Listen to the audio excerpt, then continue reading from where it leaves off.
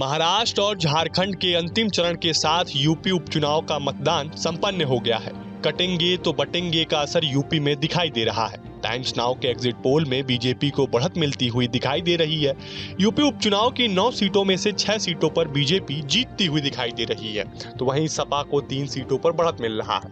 गाजियाबाद में बीजेपी, मीरापुर में आरएलडी, करहल में सपा, कटहरी में बीजेपी, फूलपुर में बीजेपी, खैर में बीजेपी, कुंदरकी में सपा, मझवा सीट पर बीजेपी और सीसामऊ से सपा प्रत्याशी एग्जिट पोल में जीतती हुई दिख रही हैं। कानपुर की सीसामऊ से सपा प्रत्याशी नसीम सोलंकी जीत रही हैं।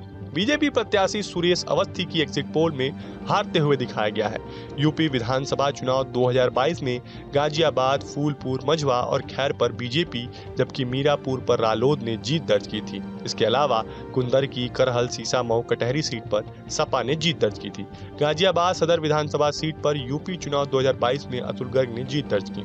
लोकसभा चुनाव 2024 में भाजपा ने अतुल गर्ग को चुनावी मैदान में उतारा।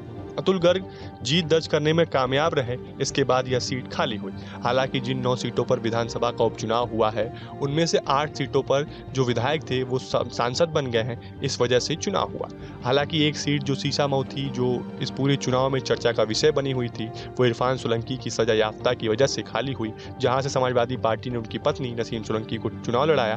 हालांकि एग्जिट पोल में वो जीतती हुई दिखाई दे रही है। फिलहाल ये तो 23 तारीख को कंफर्म हो ही जाएगा कि सीसामऊ की सीट सपा जीतती है या फिर बीजेपी के खाते में जाती है। फिलहाल जिस प्रकार की ताना बाना बुनने में कामयाब रही दोनों पार्टियां, लगातार समाजवादी पार्टी और बीजेपी के बीच ये पूरा उपचुनाव का मुकाबला मुख्य मुकाबला था। हालांकि दोनों तरफ से जो पार्टी के बड़े नेता थे, प्रदेश स्तर के और राष्ट्रीय स्तर के, दोनों तरफ से प्रत्याशियों ने अपनी जोर आजमाइश की। बात करें अगर हम अखिलेश यादव की, अखिलेश यादव ने 9 विधानसभा उपचुनाव पर 2-2 बार प्रचार किया, तो वहीं अखिलेश यादव के बरक्कत सीएम योगी ने भी हर सीट पर 2-2 बार प्रचार किया।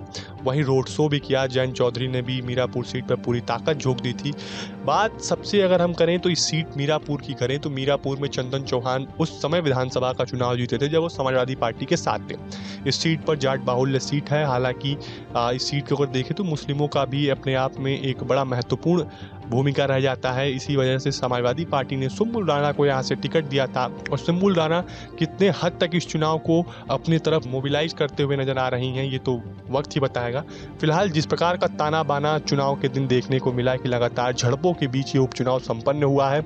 ऐसा पहली बार हुआ कि जब मतदाता अति उत्साहित नजर आए और पूरे तरीके से उपचुनाव को दरकिनार करते हुए एक तरीके से सक्रियता से भागीदारी ली और कहीं ना कहीं जो मिथ्या चली आ रही थी कि उपचुनाव को वोटर, इस उपचुनाव में वो मिथ्या टूटता हुआ नजर आया। फिलहाल आपकी इस पूरे वीडियो पे क्या राय है, हमें कमेंट बॉक्स में जरूर बताएं। देश और दुनिया की तमाम और यूपी उत्तराखंड की हर छोटी बड़ी खबर के लिए न्यूज स्टेट चैनल को सब्सक्राइब करना ना भूलें। न्यूज नेशन अब व्हाट्सएप पर खबरों की ताजा अपडेट के लिए न्यूज नेशन के इस क्यूआर कोड को स्कैन करें।